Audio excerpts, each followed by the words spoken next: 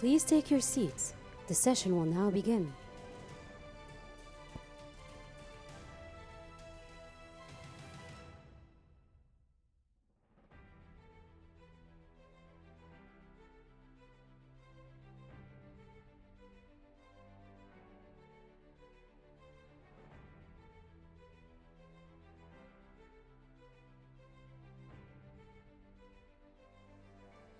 Ladies and gentlemen, please take your seats. The session will now begin.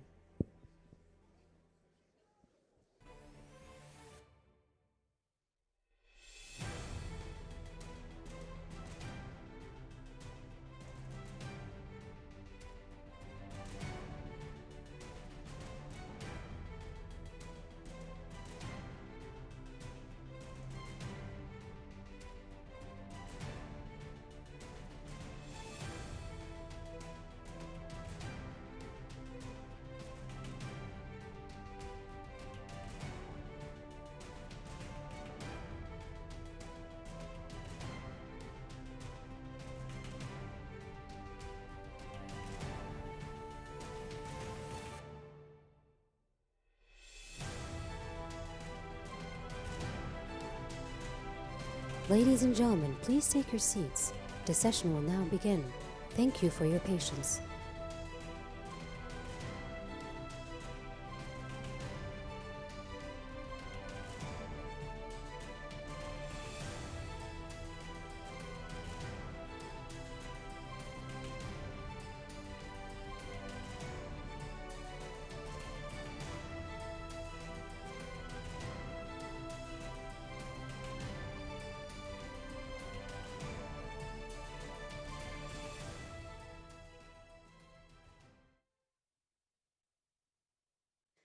Ladies and gentlemen, the session entitled The Weaponization of Everything from... Mesdames et messieurs, la session sur l'instrumentalisation va bientôt commencer. Vous pouvez utiliser les casques disponibles dans l'auditoire ou scanner le code QR pour écouter la traduction avec vos téléphones portables. Le canal 1 pour l'anglais, 2 pour le français, 3 pour l'arabe et 4 pour l'espagnol. Mesdames et messieurs, accueillez sur scène notre modérateur pour cette séance avec notre analyste qui vient de CNN. Thank you, everyone. Merci à tous.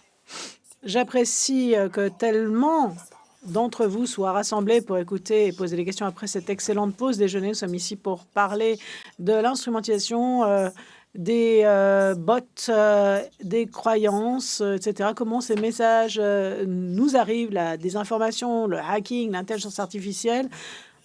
On était habitué à un monde où la propagande nous ciblait, mais maintenant nous sommes attaqués de tous bords par ce type de désinformation. Nous allons accueillir maintenant Fande Akoum, qui est directeur exécutif de l'Institut pour les études sécuritaires. Fande Akoum. Juan Batalame, secrétaire pour les affaires relatives à la défense d'Argentine. Nous avons Manjit Kupalani, directeur exécutif de Gateway House. Et finalement, le ministre Hubert Védrine, ancien ministre des Affaires étrangères français. Veuillez prendre place. Les organisateurs vont maintenant présenter la vidéo institutionnelle pour un petit peu jeter le décor. Dans ce monde interconnecté aujourd'hui, tout peut devenir une arme, des robots jusqu'aux croyances, et les organisations, les nations, les individus, avec des moteurs de confrontation qui établissent à la fois des alliances, mais aussi peuvent façonner des tensions mondiales. Le terrain va beaucoup plus loin que les frontières et les armées. L'espace entre la guerre et la paix, l'espace économique et la sécurité se mélangent dans cet ensemble d'ambiguïté avec des conflits qui ourdissent ça et là. Et c'est très difficile maintenant d'établir l'intégrité stratégique. Beaucoup d'adversaires aujourd'hui sont incertains. Que veut dire cette ère géopolitique? Comment se préparer au niveau des États et mettre en place des méthodes d'évaluation claires pour voir sur quelle base s'établissent ces confrontations. Tout d'abord, avec ceci, j'ai d'abord une première question à votre attention. J'aimerais tout d'abord vous inviter à voter. Et la question que j'ai posée pour ce vote, c'est une réponse à laquelle j'ai déjà une réponse.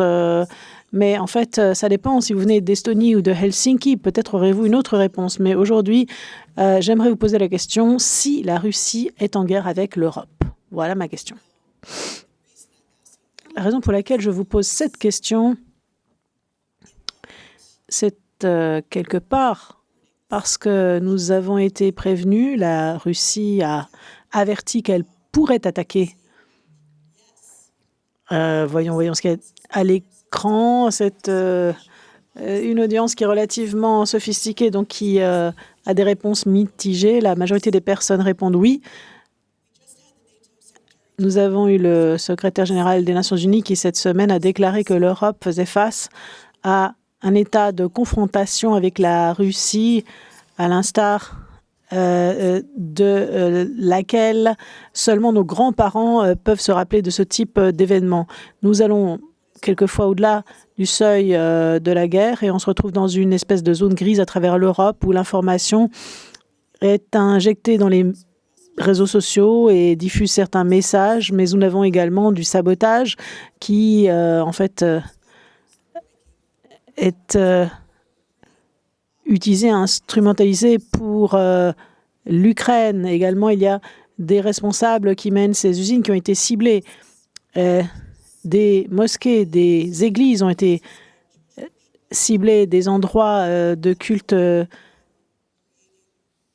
hébraïques ont également été ciblés pour créer de l'instabilité, certainement. Mais si on pose la question, est-ce que la Russie est véritablement en guerre? Certains me diront qu'ils ne le savent pas. Que pensez-vous de cela, Finté? Que vous dites-nous depuis l'Afrique? C'est compliqué comme question, effectivement.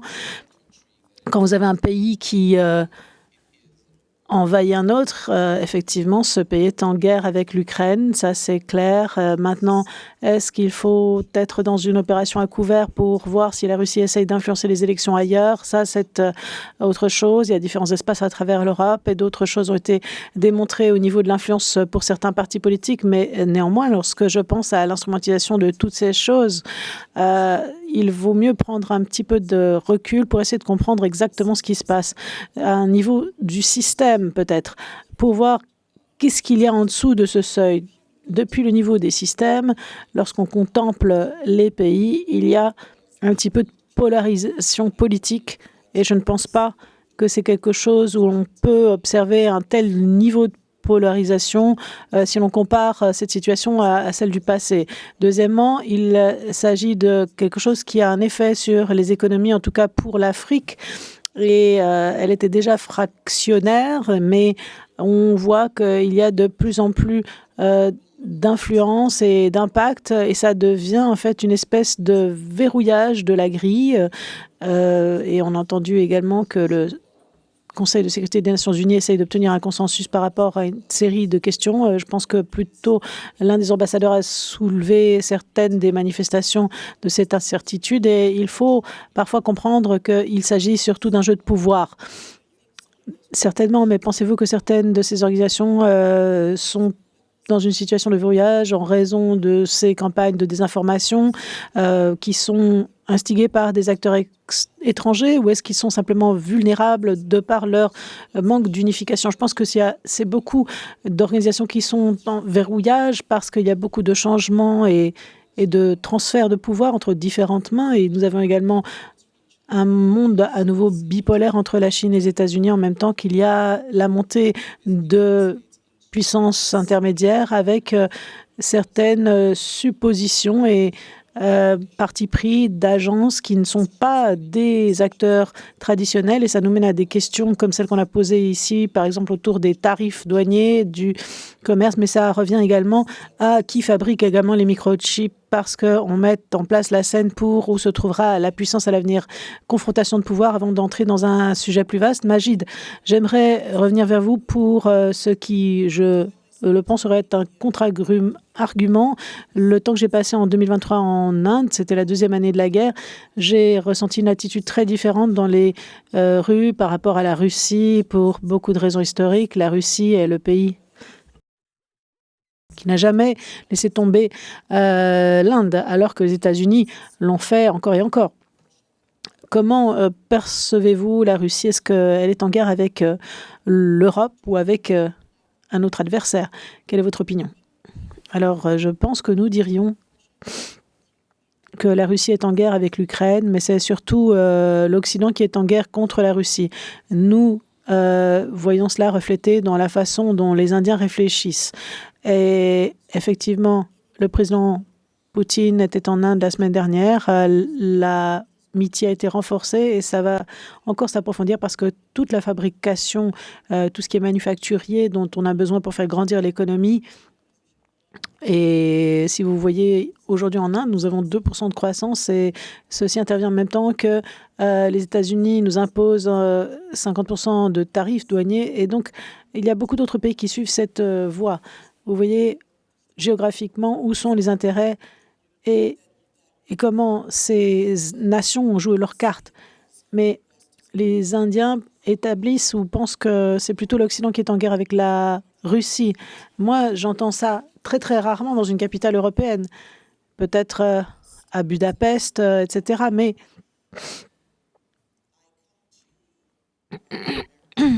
je me tourne vers notre collègue d'Amérique latine. Vous avez une perspective d'outre-mer. Comment voyez-vous la situation? Alors, je suis à mi-chemin entre les deux opinions parce que, selon moi, le problème en Amérique latine, c'est comment on considère la Russie. Est-ce que la Russie est un partenaire? Est-ce que la Russie est une menace? Cela dépend. Dans le cas de l'Argentine, on a décidé de nous écarter de ce système d'agression de la Russie contre l'Ukraine, où nous sommes alignés avec le monde occidental. Mais lorsqu'on écoute l'argument des Indiens et en disant, écoutez, c'est l'Occident contre la Russie, je ne suis pas tout à fait d'accord avec cela, mais je comprends très bien ce point de vue parce que dans la plupart des pays de la région, en Amérique latine d'ailleurs, nous avons aussi le même ressenti par rapport à ce que perçoit l'Inde et également par rapport à ce qui se passe en Afrique. D'une certaine manière, pour nous, ça signifie que la Russie s'engage dans une guerre, que nous vivons dans un monde qui correspond à une ère assez agressive, avec différents niveaux d'agressivité, comme on l'a entendu, mais il faut essayer de trouver comment juguler dans cette situation les différentes puissances et pouvoirs qui s'affrontent certainement. Alors, il s'agit plus d'une guerre d'influence pour les marchés, pour les décisions politiques, pour qui va décider de quoi. Et en Amérique latine, vous savez, la Russie demeure l'un des canaux télévisés les plus regardés pour l'Amérique latine, beaucoup plus que CNN. On regarde Russia Today en espagnol. Aujourd'hui, il y a beaucoup plus de vues que ceux qui regardent CNN, tout simplement parce que il y a toujours eu en fait une proximité avec les États-Unis, mais on a toujours eu d'autres arguments et d'autres idées pour nous engager dans les conversations mondiales. Mais malheureusement, c'est certainement parce qu'en Amérique latine, nous avons toujours eu cette idée de ce qu'il y a une espèce de Sud mondial qui néanmoins est pratiquement inexistant. Il faut commencer à repenser en tant que partenaire transatlantique et malheureusement pour nous, l'Europe a perdu ce type de vision de l'Amérique latine comme partenaire transatlantique. Lorsque vous regardez ce qui se passe et ce qui s'est passé durant la Première et Deuxième Guerre mondiale, l'Amérique latine était là, aux côtés de l'Europe. Elle se battait avec l'Europe contre la tyrannie et la dictature. Mais cette fois, il y a quelque chose de plus grande ampleur qui a eu lieu et on ne peut pas compter à 100% avec l'Amérique latine. Si quelque chose se passe, je me tourne vers un autre membre de notre panel qui, lui, vient d'Europe. J'aimerais inviter toutes les personnes qui ne parlent pas français à prendre leur casque. C'est le langage des poètes et des hommes d'État. Prenez vos casques de traduction. Ministre Védrine.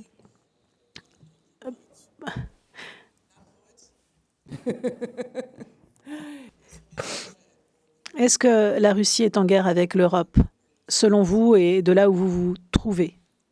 Alors, d'abord, je parle à titre vraiment personnel. Je ne pense pas que ce soit le problème numéro un. Je pense que le compte à rebours écologique et le bras de fer États-Unis-Chine est beaucoup plus important pour tout le monde. Deuxièmement, je pense comme les vieux réalistes américains, Kissinger, Brzezinski, Mearsheimer, et même encore maintenant Graham Allison, Jeffrey Sachs, que les États-Unis se sont trompés pendant une dizaine d'années après la fin de l'URSS et que l'engrenage terrible aurait pu être évité. Bon.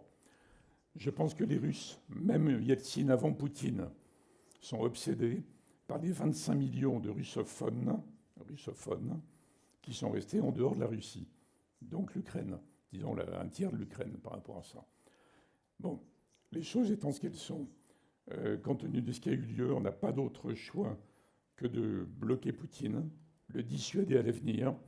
Mais je ne pense pas qu'il soit en guerre avec l'Europe. Et je pense, même si ça choque, que s'il avait voulu attaquer l'Europe, il l'aurait fait il y a quelques années, quand l'OTAN était divisée, tous les pays européens désarmés, il y avait des pays neutres, et que ce n'est plus du tout le cas maintenant. Mais comme on ne peut pas le démontrer, et qu'on n'est pas sûr par rapport à ça, même si je pense que la réponse à votre question, c'est l'Ukraine plutôt que l'Europe, il faut quand même que l'Europe devienne beaucoup plus dissuasive dans l'avenir. Parce que je ne peux pas démontrer ce que je viens de dire, vous voyez. C'est une analyse, mais ce n'est pas une démonstration.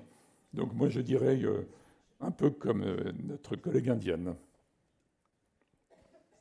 Ah, Donc évidemment, cette question a été pensée pour essayer de donner un exemple, un visage humain sur des discussions évidemment fascinantes. Et lorsque on regarde quel est le niveau des 30 000 pieds, qu'est-ce qui se trouve en dessous de ces alliances, en fait. Qu'est-ce que le Sud global par rapport au Nord mondial, ou le mondialisme du Nord. Quelles sont les influences principales? Avec qui faisons-nous du commerce? Est-ce que ça va être l'Asie, la Russie, l'Iran, la Corée? Et puis, lorsqu'on laisse en fait les États-Unis de côté, ça devient pratiquement un bloc satellitaire. Et maintenant, l'Europe, qui se retrouve un petit peu abandonnée dans son coin, et elle ne sait pas trop vers où s'orienter parce qu'elle est un petit peu en peine d'avoir perdu le soutien américain. Comment percevez-vous cette situation maintenant? Je pense qu'il y a eu un changement de paradigme et en tout cas de perspective en raison de ces incertitudes croissantes dues à des grandes puissances qui ont changé. À un niveau diplomatique, la Chine a le chiffre le plus élevé de missions et de consulats sur le continent africain actuellement. Et le pays qui a le plus avancé sa représentation et le plus largement au cours de la dernière décennie, c'est la Turquie, qui est arrivée au 4e poste pratiquement. Et ceci implique fondamentalement que, au-delà de la vision des choses à travers un prisme où il faut choisir entre deux côtés, pour bon nombre de pays africains, il s'agit plutôt d'un type de diversification de partenariat qui nous parle de ce dont on a besoin, quelles sont les demandes et les besoins de l'Afrique. Si on se concentre tout d'abord sur les besoins, il y a un besoin de résoudre la question de cette dette affaiblissante et de manque d'accès aux capitaux. Ça, c'est un point fondamental. Le deuxième besoin, c'est un besoin d'industrialisation et d'infrastructure pour le continent. Les pays africains cherchent différents moyens pour se développer à ce niveau-là. Troisième besoin, c'est le besoin de nouvelles voies pour la migration séculaire. Vous voulez dire que vous cherchez des partenariats et des alliances qui vont faciliter ces trois besoins principaux et c'est ainsi que vous allez réorienter la façon dont vous faites des affaires? Oui, je pense que c'est une réorientation parce qu'il y a une augmentation dans les agences africaines qui se manifestent dans des forums tels que celui-ci. Et avant, ce n'était pas le cas. C'était pratiquement inexistant. En Amérique latine, avez-vous le sentiment que cette guerre intense de l'information qui ourdit partout ailleurs est également une réalité? Vous avez expliqué que la plupart des personnes regardent plutôt Russia Today. Qu'est-ce qui se passe sur les réseaux sociaux? Est-ce qu'ils trouvent des partis politiques ou est-ce qu'ils les soutiennent comme ça se passe en Europe?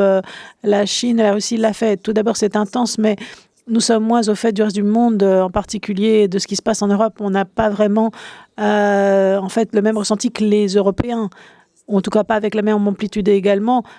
Est-ce qu'on est en train d'abandonner l'Europe? Non, on se réengage de façon plus intelligente par rapport à nos partenaires. Si vous aviez la même conversation il y a 5 ans et vous vous plaignez des États-Unis et du pays impérialiste qui a une espèce d'attitude isolationniste, maintenant ils savent qu'ils doivent faire face à la Chine de façon plus intelligente en utilisant moins de ressources par rapport au passé, donc ils se réengagent.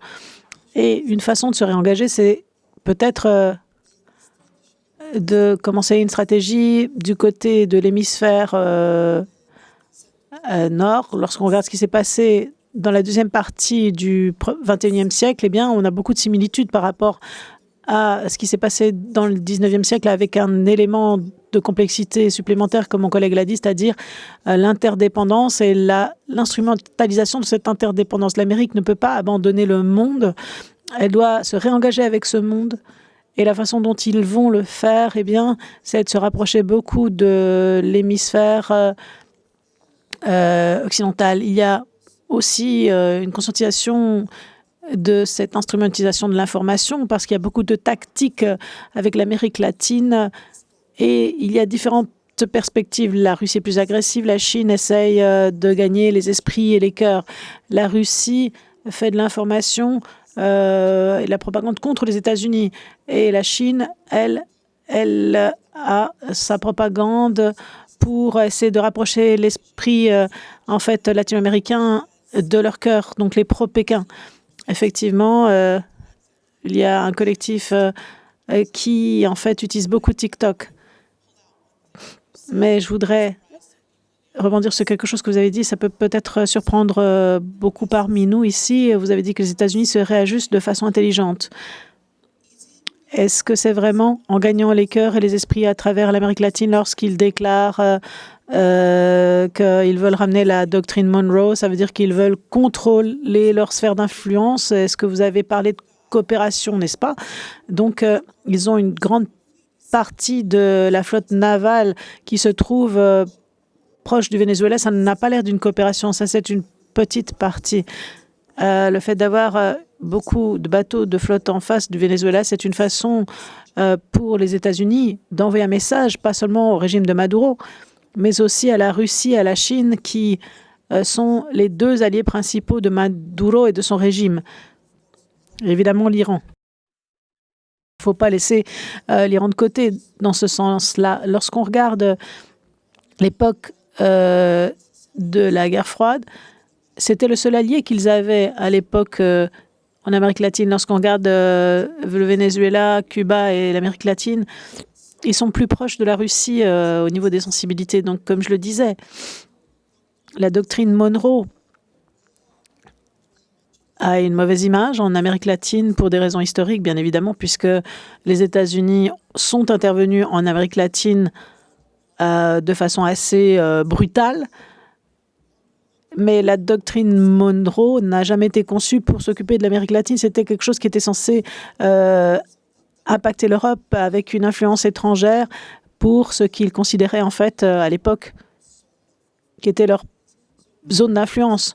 Donc ils font exactement la même chose à l'encontre de la Russie et la Chine avec un avantage qui est l'avantage géographique parce que lorsqu'on regarde les lignes de communication sous-marines entre la Russie et la Chine, ils sont trop loin de l'Amérique latine. Donc c'est plus facile de connecter la Chine avec l'Afrique que de les communiquer par des lignes ou des câbles sous-marins de communication. C'est la raison pour laquelle ils essaient de construire des infrastructures avec l'Amérique latine. Je m'arrêterai ici. Lorsqu'on regarde les goulets d'étranglement dans l'hémisphère ouest, on a le passage de l'ouest au niveau de l'océan Arctique, le canal de Panama et le détroit de Magellan. Deux parmi eux sont sous la pression chinoise, mais la Chine, c'est le dernier point qui demeure, c'est à l'est du détroit de Magellan. Donc, lorsque vous regardez la mer, la dernière stratégie nationale de sécurité des États-Unis, je dois vous dire qu'en fait, c'est une stratégie intelligente et c'est ainsi qu'ils pensent qu'ils vont pouvoir s'occuper de la Chine avec succès donc de la Russie et de la Chine pour les prochaines décennies en les confrontant, n'est-ce pas exactement? Monsieur Védrine, je pense que vous avez un point de vue peut-être totalement ou légèrement différent par rapport à l'administration Trump et comment elle mène sa guerre d'influence et sa politique en général. Est-ce que, selon vous, ce sont des harceleurs, des agresseurs ou est-ce que c'est plutôt quelque chose d'efficace?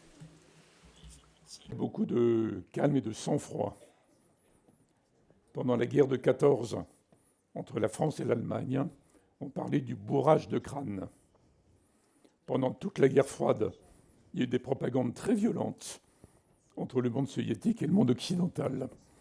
Donc ce n'est pas ni Trump ni Poutine qui ont inventé le mensonge dans la com. Donc il faut être beaucoup plus calme par rapport à ça. Cela dit, il me semble que le monde est inquiet globalement, que la situation actuelle du monde est anxiogène. Personne n'est sûr de rien. Même les pays émergents qui montent et qui sont très fiers d'eux ne sont pas sûrs de la suite. Pour les Occidentaux, il n'y a plus d'Occident global, en fait. Parce que l'Occident de Trump, ce n'est pas le même que l'Europe. Et les Européens, et la moitié des Européens sont d'accord avec la moitié du document stratégique américain, pas les autres. Bon. Les pays du Sud, il n'y a pas de Sud global, il est hétéroclite. Jamais l'Inde va se laisser dominer par la Chine, par exemple. Et puis, il faut distinguer entre les pays du Sud qui militent pour un monde post-occidental. Vous avez gouverné le monde, c'est fini, maintenant c'est nous. Et un Sud anti-occidental, ce n'est pas les mêmes par rapport à ça. Bon, plus le compte à rebours écologique. Et là, dans ce monde-là, déjà très instable, hyper inquiétant, on voit qu'il n'y a pas de communauté internationale, en fait, sauf dans les think tanks, mais ça ne représente rien dans les peuples. Bon, il n'y a pas de communauté, c'est un objectif, ce n'est pas une réalité. Là-dessus, vous faites tomber la révolution Internet, la révolution intelligence artificielle, qui ont toutes les réactions hystériques, violentes, émotives, passionnelles. Et la part de la réflexion est réduite à presque rien, sauf dans une réunion comme ça. Donc c'est un monde déjà anxiogène, inquiétant, et l'intervention, il y a un risque de sauvagerie technologique. Sauvagerie technologique, dans un monde qui est déjà lui-même plus tout à fait articulé. Donc ça ne m'étonne pas de la liste des sujets que vous avez en tête. Ce n'est pas étonnant. La question, c'est comment on arrive à encadrer, mais le on n'existe pas. Ça dépend d'où on parle et qui on est. Donc les États-Unis ne gouvernent pas le monde, mais ils veulent rester numéro un. La Chine voudrait devenir numéro un, elle n'est pas sûre d'y arriver. Et les Européens n'arrivent pas à se mettre d'accord entre eux sur puissance ou pas puissance. Et chaque pays du Sud veut avoir sa propre place. Donc moi j'espère qu'on va arriver à réinventer, disons, la coexistence pacifique, ça serait déjà pas mal, entre les uns et les autres, avant qu'il y ait eu un drame global. Mais je ne suis pas sûr. Donc c'est ça qu'il faut, à mon avis, préparer. En tout cas, l'inquiétude ne m'étonne pas.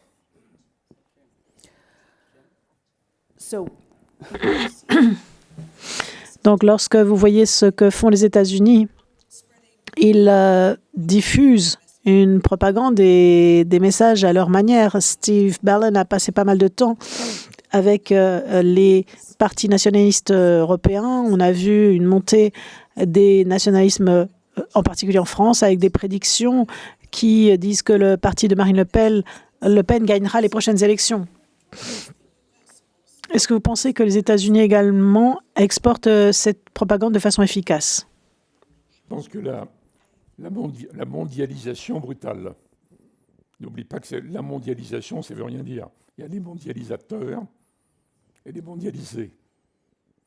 La mondialisation brutale et l'intégration européenne trop violente ont réveillé les nationalismes partout, qui sont des réflexes identitaires de protection. Et comme les élites qui ont gouverné les États-Unis et l'Europe n'ont pas entendu ça, ils ont refusé la demande populaire. Ça prend une forme, disons, exagérée, caricaturale. Mais le trumpisme va se corriger lui-même. Et quand les démocrates reviendront au jour, ça ne sera pas les démocrates d'avant. Donc moi, je suggère d'oublier tout ce qui va de Roosevelt à Biden, d'étudier l'Amérique du 19e, de citer Monroe, mais il faut citer Jackson, il faut citer McKinley, le premier Roosevelt, et le président qui a mis la main sur la moitié du Mexique. Vous voyez ? C'est ça, plus l'intelligence artificielle. Et quand les démocrates reviendront un jour, Ce n'est pas les démocrates d'avant. Ils vont être obligés d'entendre la demande populaire américaine. La mondialisation, c'est très bien, sauf que ce n'est bien que pour la Chine, pas pour nous. Plus, disons, la demande de coup d'arrêt au progressisme américain devenu exagéré. Bon, ça c'est l'élément américain, mais ça s'ajoute à tous les autres éléments d'inquiétude que nous avons énumérés. Donc qu'est-ce qu'il faut faire? So let me see if I can Oui, si j'arrive à réfléchir sur certaines choses que vous venez de me dire. Donc, fondamentalement, vous nous dites que le globalisme, le mondialisme a créé des fractures à travers le monde parce qu'il y a des gens qui sont laissés en deçà et qu'il y a toute une série de superpuissances ou des superpuissances en herbe qui aimeraient tirer avantage de cela. Si certaines personnes vont en Europe et se disent « Tiens, ça a été un petit peu franchisé, ce nationalisme, c'est parce qu'ils ont été un petit peu laissés en deçà. » Et donc, il y a un bon terreau pour que ça devienne fertile, ce type de nationalisme. Et je suis un petit peu curieuse. L'Inde fait partie des nations les plus online que j'ai jamais visitées, les plus connectées. Donc, vous avez tellement de chaînes d'information. Tout le monde a une opinion, tout le monde l'exprime d'une manière ou d'une autre, de façon certaines fois brillante, en particulier parmi la jeunesse indienne. Comment est-ce que ces messages les atteignent? Parce que Trump était très populaire la première fois que j'y suis allée. Les gens voulaient vraiment qu'il revienne dans le second mandat. Mais je crois que maintenant, c'est un petit peu moins certain. Et en Chine, tout le monde... en Inde, tout le monde portait quelque chose de Made in China. Mais maintenant, en Russie, on voit pratiquement qu'il s'agit en fait d'un apprenti qui devait être soutenu.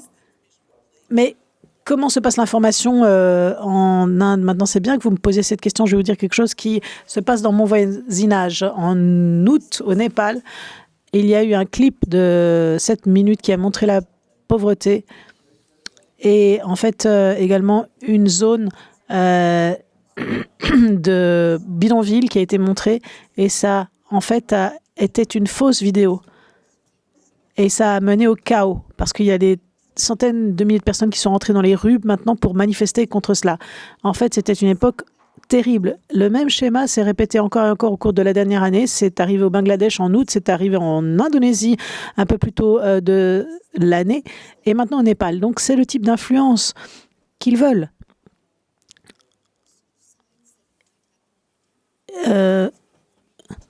En Inde, comme on a une très bonne infrastructure digitale et des cyber-experts, on a pu en fait mettre un couvercle sur ces fausses informations. Mais ce qui s'est passé, c'est que le gouvernement indien a travaillé sur une loi et toutes les nouvelles lois criminelles traitent les vidéos virales non plus comme un moyen sans conséquence, mais comme une scène de crime potentielle. Et donc, les plateformes qui diffusent ces vidéos peuvent être considérées comme des plateformes terroristes, entre guillemets. Donc, en fait, si vous voulez, maintenant, ce sont des natifs du numérique en Inde. Ils font du digital comme ils respirent. Ils sont très versés dans les réseaux sociaux. On a également le India Tech.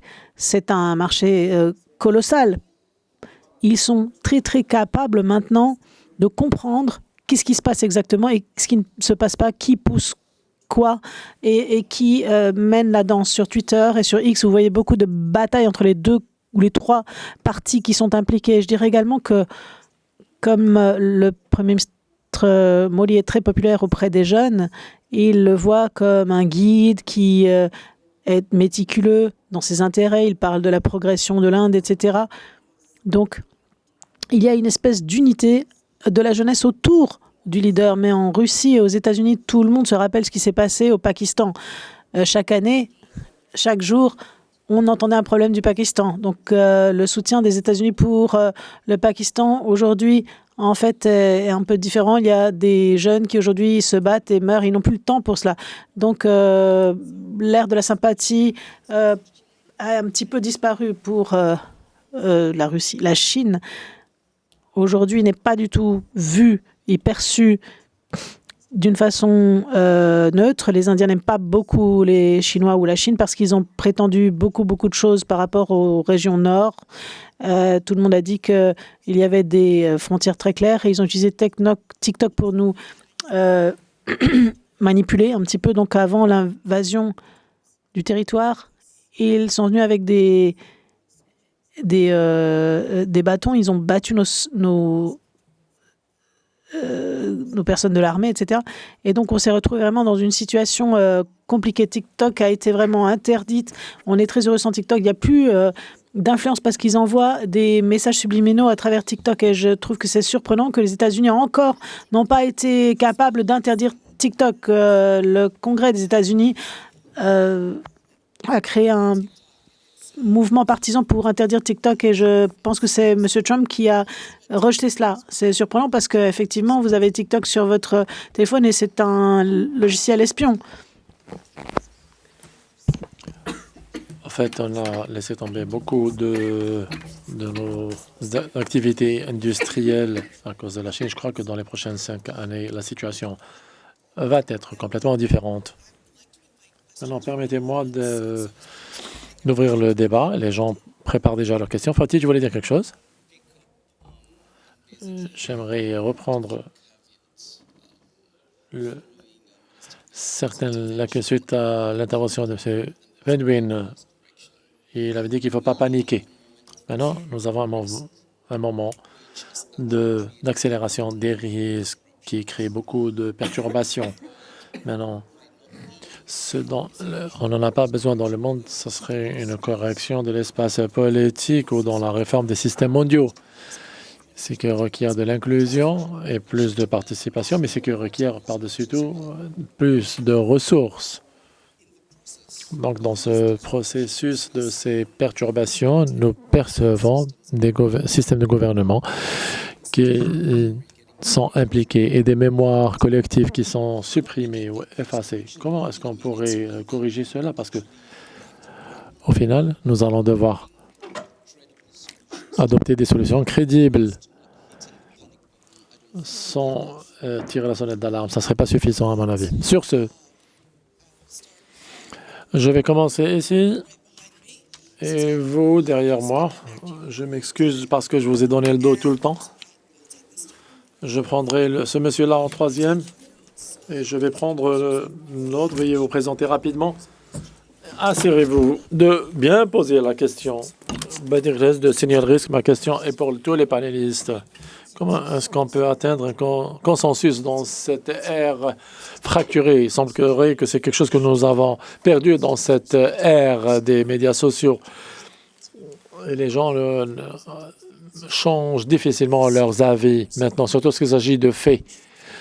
Alors, est-ce que cela peut se faire avec les jeunes? Si oui, j'aimerais bien avoir vos points de vue. Mais comment est-ce qu'on peut arriver à un consensus dans nos nations? Vous voulez dire consensus au sein du même pays ou parmi les pays? Tout, OK. Je pense qu'une partie de la réponse va dépendre du fait que les gens deviennent de plus en plus sophistiqués. Ils découvrent qu'ils ont été trompés en plus. Merci. Iman Daou. Je suis français, franco-marocain. Ma question, bon, monsieur Vendetso, c'est pour cela que je vais la poser en français. Ma question est peut-être un peu provocative. Vous n'êtes pas sans savoir que récemment, le mois dernier, le chef des états-majors des armées français, le général Mandon, a fait une déclaration, somme toute fracassante, stipulant que la France doit se préparer à entrer en guerre avec la Russie. C'est une déclaration qui a été accueillie jusqu'à présent, je dirais presque de manière dérisoire par l'opinion publique française, notamment sa jeunesse qui est en première ligne, puisqu'évidemment en cas de guerre, ce sont les jeunes qu'on va viser, peut-être par un service militaire obligatoire ou autre.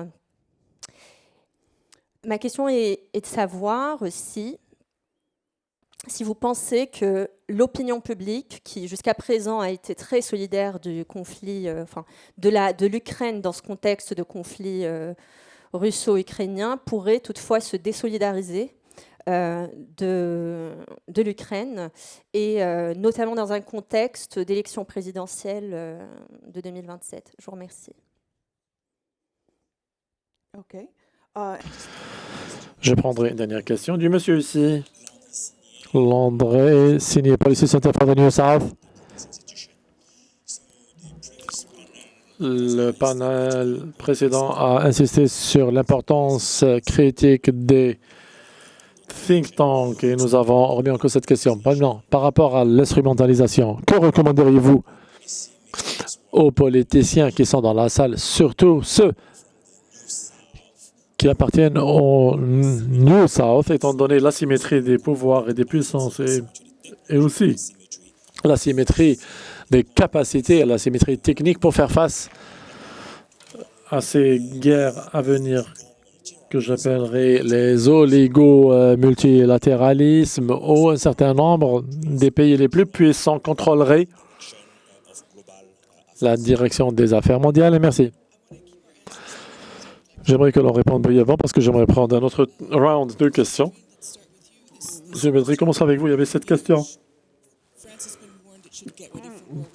La France a averti qu'elle pourrait entrer en guerre avec la Russie. Macron a appelé à un programme de formation avec environ 53 000 volontaires et les jeunes votants ne sont pas contents avec tout ça. Où est-ce qu'on va avec tout ça? Permettez-moi une phrase pour dire que sur les questions générales, comment prévenir la sauvagerie technologique, l'Inde nous donne un début de réponse. Donc il y a des leçons à prendre sur comment éduquer 9 milliards de gens pour résister. Bon. Sur les questions françaises, l'idée d'un service militaire volontaire est plébiscitée par les Français, même par les jeunes. C'est le cas également en Allemagne, en Pologne, en toute l'Europe, en fait. Et moi, je pense qu'on n'a pas besoin d'employer des termes tragiques, inquiétants, grandiloquents, pour convaincre les Européens en général qu'il faut que l'Europe soit plus forte, se réarme, pas pour faire une guerre à laquelle personne ne croit en fait, mais simplement pour être dissuasif. Et moi j'emploie un terme qui est « il faut que l'Europe devienne un porc-épic ». Ça se dit en anglais aussi, porc-épic. Personne n'a envie d'attaquer le porc-épic.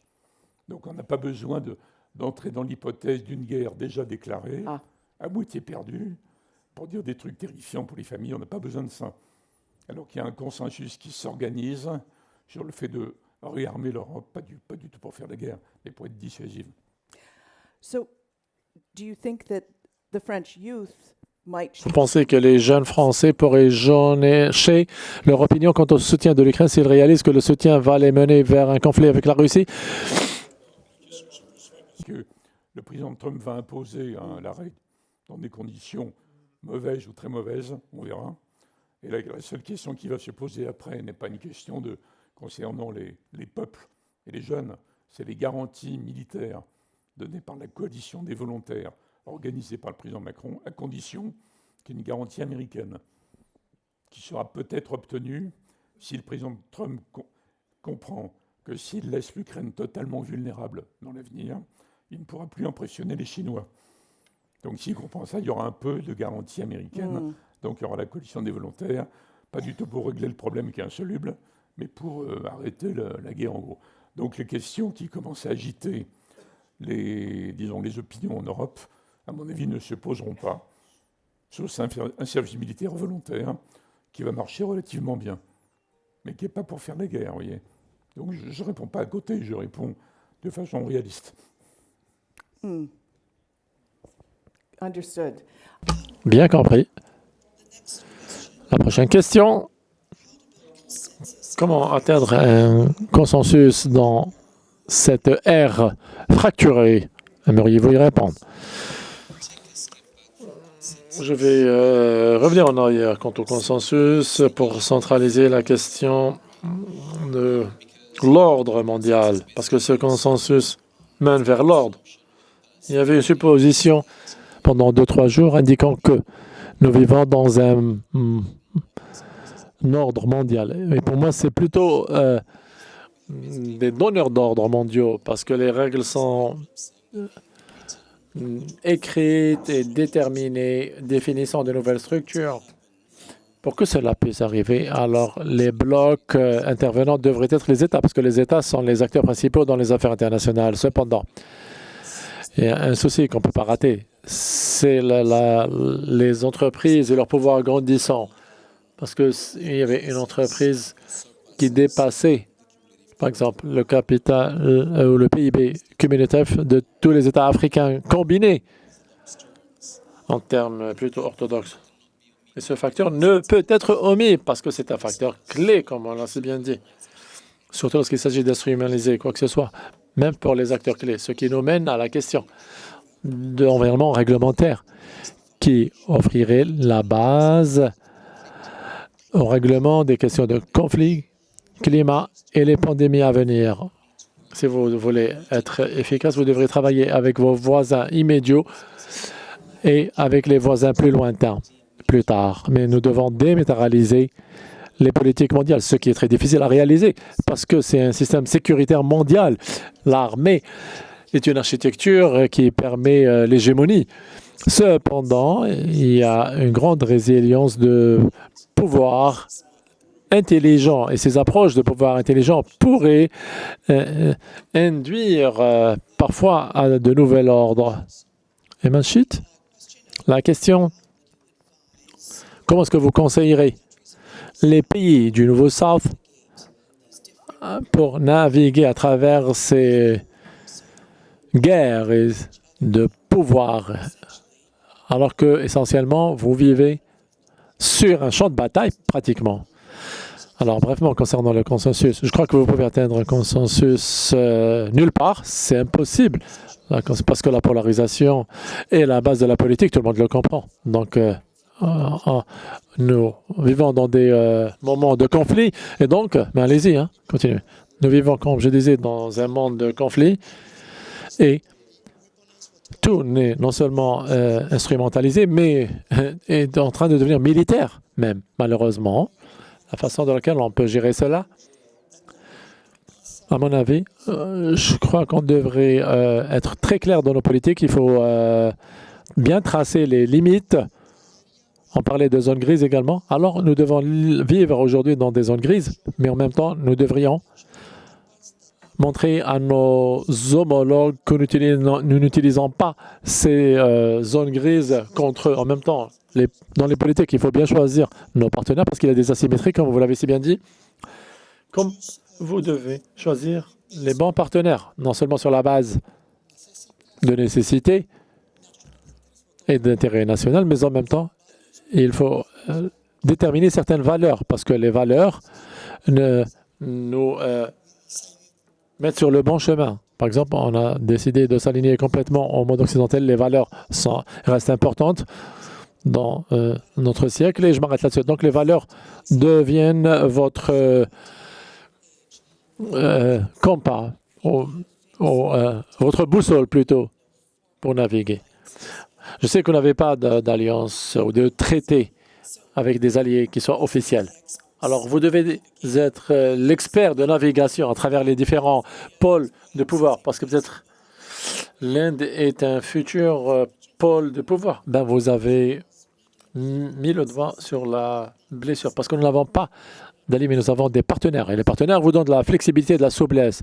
Maintenant, nous avons commencé. Avant, on avait des alignements politiques avec la conférence de Bandung fête son 70e anniversaire maintenant, avec tout le raisonnement quant à ce que ça voulait dire en 1955. On pensait qu'on allait avoir un autre monde, un monde avec beaucoup d'espoir. Ça a été fait par les Asiatiques et les Africains à l'époque. Et donc, l'Inde crée maintenant de nouveaux partenariats avec des régimes de commerce. Donc, même les pays avec qui le système de commerce marchait bien, on est quand même en train de créer des partenariats commerciaux réels pour la première fois. Et ces partenariats ne sont pas alignés. Donc, ce serait bien de faire cela. Et en Inde, on n'avait jamais assez de capacité. On était pauvres et les bureaucrates et les politiciens indiens ont toujours joué sur la défensive pour nous protéger. Et donc, il y a une longue tradition de jeu sur la défensive. Et donc, on a pu naviguer assez bien dans les eaux troubles. Et aujourd'hui, nous avons un ministre des Affaires étrangères qui parle très très bien. Nous avons ici de Bratislava, de Globsec, qui avait dit qu'il y a 3 ans de cela, on a compris que les problèmes de l'Europe sont des problèmes différents des nôtres. Et les problèmes de l'Europe ne sont pas forcément les problèmes de tout le monde. Et je crois que c'était juste parce que ça a bien résonné dans les pays du Sud. Et donc, regardez l'Inde et comment elle s'en sort. D'autres pays commencent à réfléchir. Ils se disent qu'on est pareil et on pourrait faire des choses pareilles pour s'en sortir. Et donc, on a beaucoup de partenariats de développement avec l'Afrique. Et en fait, le Premier ministre va se rendre en Éthiopie demain. Donc, on essaie de travailler sans énerver la Chine, ni les États-Unis d'ailleurs, parce que vous ne voulez pas faire face lancer une guerre avec eux, parce que ce sont des super puissances, comme vous d'ailleurs. Alors, avant d'aller en Inde, comme associé de la Fondation d'observation, merci Sando, là où tu sois dans la salle. Alors, je suis parti après à Washington DC, à des conférences, et à chaque fois, on parlait de sécurité nationale, de sécurité mondiale, ce genre de sujet, quoi. Et une fois, je suis parti en Inde et je leur ai posé la question sur le Quad. Ils nous ont dit non, non, non, non, non. Ceci est un alliement économique. N'essayez pas de nous tirer dans vos problèmes, de nous attirer avec vos confrontations avec la Chine. Donc l'Inde, j'appelle ça la façon de laquelle vous gérez la Chine en ce moment. C'est comme le bâton du cricket. Quel que soit ce que vous lance la Chine, vous vous dites ah, on ne va pas rentrer dans ce jeu. Pareil avec les États-Unis. Et j'aimerais prendre maintenant un autre tour de questions. Il nous reste 11 minutes. Quelqu'un ici? Non? Là-bas? Non. Oups, il y a quelqu'un là-bas. La dame au fond. Donnez-lui le micro, s'il vous plaît. Merci pour ces contributions très éclaircissantes du panel. Je suis Paula, conseillère en cybersécurité. Ma question concernerait, ou plutôt, je dirais, ce matin, on a eu des sessions sur le nord et le sud de l'Atlantique et les relations entre ces pays. Ma question est que nous avons ces dynamiques qui se traduisent dans un espace technologique que nous avons aujourd'hui. Par exemple, récemment, le gouvernement kenyan a signé un mémorandum d'entente avec les États-Unis où les États-Unis offriraient au gouvernement kenyan 1,5 milliard de dollars afin de financer le secteur de la santé. Cependant, le gouvernement kenyan devrait partager les données de ses citoyens sur une période de 25 années, alors que le prêt est sur 5 ans. Les données seraient partagées sur une période de 25 ans. Avec le public? Avec le gouvernement américain, en fait. OK. Ma question serait plutôt, comment est-ce qu'on pourrait pousser les gouvernements africains pour prendre en compte les risques d'une perspective de cybersécurité, indiquant que ce genre d'accord ne marche pas? Parce que normalement, ce sujet n'est pas discuté à ce niveau. Il devrait y avoir un conseil de sécurité nationale pour en discuter, parce que ces données vont couvrir les données génétiques, la surveillance des maladies. Comment est-ce qu'on pourrait donc éclairer les gouvernements africains pour éviter ce genre de piège? Regardons la dame ici. Salut à tous. Je suis Iba, je suis doctorante à la faculté de gouvernance, économie et sciences sociales ici, MCSP. Ma question est pour tous les panélistes. Comme vous l'avez si bien dit, dans un monde où tout est éventuellement instrumentalisé, que ce soit les finances, l'information, les données, etc., comment est-ce que les gouvernements pourraient prévenir la chute dans la sécurisation excessive sans devenir stratégiquement naïf? Je veux dire, comment est-ce qu'on doit mettre la frontière entre la sécurité et le partage, ce qui est d'autant plus pertinent? Qu'est-ce que vous voulez dire par sécurisation excessive? Je veux dire, on parle par exemple ici de l'interdiction de TikTok, par exemple. Ce serait de la sursécurisation. Comment est-ce qu'on peut déterminer la limite entre cet excès de sécurité et la sécurité nécessaire? Quelle est la limite entre les deux? Nous avions une dame ici aussi. En fait, ça rejoint mon idée. Ministre Vidrine avait indiqué que l'interdiction, le ban de TikTok en Inde serait une réponse aux activités sauvages de l'Internet. Comment est-ce que vous garantir que le ban systématique ne serait pas instrumentalisé. Le monsieur ici, je suis Wimba Bederezin, conseiller à Washington DC. Ma question est principalement posée au ministre Védrine, mais tout autre panéliste pourrait y répondre. Mondialisé. That shock that is coming with the reordering of the world to use Ce choc qui vient avec cette analogie, et ça a été énorme avec les masses européennes, qui se mondialisent eux-mêmes. Et puis la frustration de cette expérience qui donne lieu à ce nationalisme continu, nous, on l'appellerait de l'extrême droite, plutôt, des différentes parties de l'Europe. C'est partout en Europe. C'est en train de devenir la norme en Europe, d'ailleurs. Et ils prennent cette colère contre les mondialisés traditionnels, c'est-à-dire le Sud, le Global South, comme on l'appelle aujourd'hui. Cela ne nous aiderait pas à réordonner le monde. Comment est-ce que vous percevez l'Europe? Comment vous pensez qu'ils vont arriver à un équilibre pour pouvoir traiter avec le reste du monde, étant donné ces réalités que je viens de mentionner? Merci infiniment. Une autre question ici, une dernière. Salut, James Miles, Global Affairs Canada. Ce matin, comme ça a été dit, on a entendu parler d'hégémonie et du reste. On parle de multipolarité et là, on parle de surmondialisation de pratiquement tout. Donc, une grande concurrence parmi tout le monde. Je suis Canadien moi-même. En ce moment, nous avons des relations très compliquées avec les États-Unis, avec les Chinois, avec les Indiens, avec les Russes et peut-être d'autres pays aussi. Alors, les puissances moyennes et faibles, comment est-ce qu'ils vont réagir? Est-ce que nous allons voir plus de collaboration entre ces puissances du monde et du Global South ou du New South, devrais-je dire? J'ai l'impression que vous allez devoir travailler ensemble pour survivre. Alors, je vais commencer avec la question de cybersécurité. Comme vous le savez, les États-Unis ont appris à leurs dépens. Chaque semaine, j'ai l'impression de recevoir un nouvel avertissement indiquant que mes données ont été traitées par différentes institutions et peuvent avoir été piratées. Je ne m'inquiète pas de perdre mon numéro de sécurité sociale parce que les Chinois l'ont d'ailleurs et donc les Américains devraient aussi garantir cette sécurité. Ceci dit, comment est-ce que vous allez sauver les Africains de tout cela?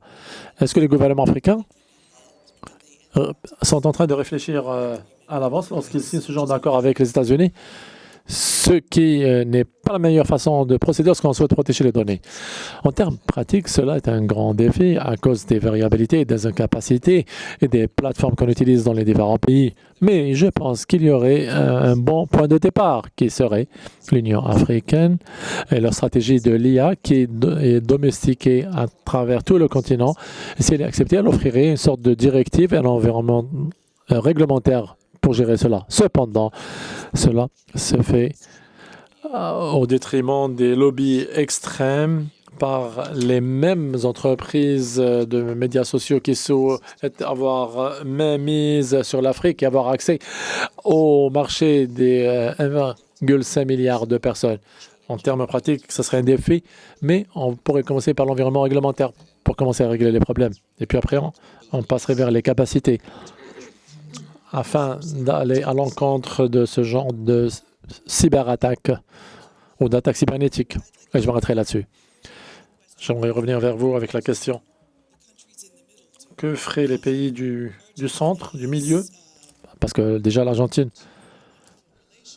a fini avec une très bonne relation entre vos leaders et Donald Trump, ce qui serait en sorte pas juste, je dirais. Mais est-ce que tout le monde va devoir suivre votre propre modèle? C'est pas nécessaire de suivre notre modèle. Et avec l'ancienne administration, ils avaient dit à Poutine qu'on aimerait être la porte d'entrée vers la Russie, de la Russie vers l'Amérique latine. Je préférerais être plus proche des États-Unis que de la Russie, et ceci est notre point de vue politique là-dessus. Parce que c'est une question de valeur, bien sûr. Ceci dit, c'est impressionnant de voir comment le Canada, comme pays développé, s'est trouvé coincé. Parce que, par exemple, En général, ils s'alignent avec le Royaume-Uni sur plusieurs questions. Et si on a de mauvaises relations avec le Royaume-Uni, le Canada ne serait pas intéressé à travailler avec nous. Ces 2-3 dernières années, nous avons pu nous réengager avec le Canada dans des relations assez intelligentes. Nous avons les mêmes problèmes. Nous avons des problèmes avec l'espace arctique, l'Antarctique. Nous leur demandons aussi de travailler avec nous sur des nano-exercices. Nous allons être là-bas d'ailleurs en 2026. Donc le Canada va se joindre à nous dans le sud Atlantique, dans la région de Suez, pour travailler avec nous sur les questions liées à la sécurité.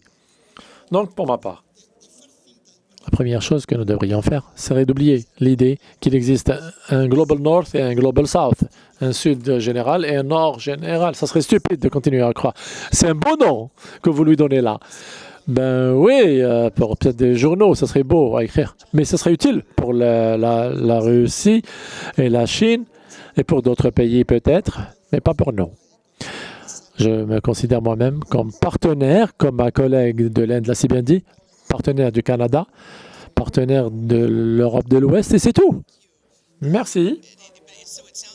Mais j'ai l'impression que cette conglomération de les pays du centre, c'est en train de se faire actuellement. Et je dirais que le New South est un bien meilleur terme que celui qu'on utilisait auparavant, qui était le tiers-monde, que Trump a quand même utilisé l'autre jour. Alors, étant donné que le temps nous est limité, je vais vous poser la question sur comment est-ce que l'extrémisme et le nationalisme à travers l'Europe sont en train de se diriger vers le pays du Sud, surtout pour ceux qui sont migrants politiques ou autres en Europe. Ça ne concerne pas que l'Europe. Je répète ma théorie. La mondialisation était tellement agressive qu'elle a réveillé un nationalisme de protection ou un patriotisme partout, y compris aux États-Unis d'ailleurs. Donc il ne faut pas être catastrophique. On peut combiner un monde avec des identités réveillées et la coopération internationale, parce qu'on n'a pas le choix. On est tous interdépendants. Donc il ne faut pas de panique là-dessus. Quant à les angoisses technologiques, moi je n'exclus pas qu'un jour, l'intelligence artificielle arrive à faire le tri dans les dérives et dans les mensonges, dans l'étape suivante. Et on n'a pas le choix, il faut éduquer. Moi j'ai parlé tout à l'heure d'un risque de sauvagerie technologique. Donc on a 10 ou 15 ans pour civiliser l'humanité, pour qu'elle arrive à se servir de l'intelligence artificielle sans être détruite. Donc on va additionner toutes les expériences. Et l'Europe n'est pas le cœur du sujet, en fait, par rapport à ça. Quant au mouvement de population, on ira tous dans le monde vers une synthèse entre ce que fait la gauche de Scandinavie et l'Italie. On a besoin en Europe de plein de gens. Ce n'est pas les trafiquants qui doivent décider. Il y aura une immigration mieux choisie, négociée, sur la base de quotas par métier. Et quand on aura fait ça quelques années, ça ira mieux pour tout le monde, notamment pour les immigrés. Quant au droit d'asile, c'est un autre sujet qu'il faut préserver. C'est tellement évident qu'on aurait dû y arriver il y a 20 ou 30 ans.